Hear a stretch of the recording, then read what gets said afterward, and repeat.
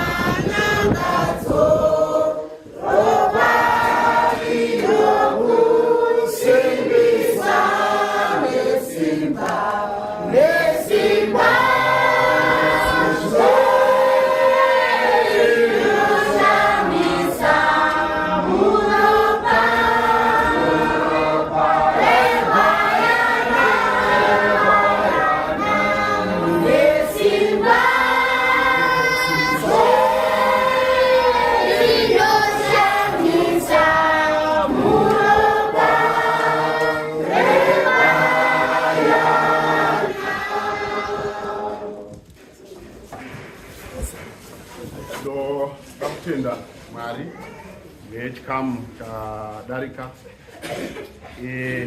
chishuwo chedu kuti vana ivava sekukura kwavari kuita vagokura vachiziva kuti Mwari anofanira kunamatwa mumweya nemuzvokwadi. Amen. So tichiita izvi kuti vadzidze nokuita. Imweni yenguva vanodzidza nokuona, vanodzidza nekunzwa vanenge vachidzidziswa, asi toda kuti tisvike pastage yavanodzidza nekuita sezvataona vachiita. Nonga manyatsoona kuti vanotonzwisisa all the acts of worship zvatinoita mukati mesangano raKristu. Church of Christ.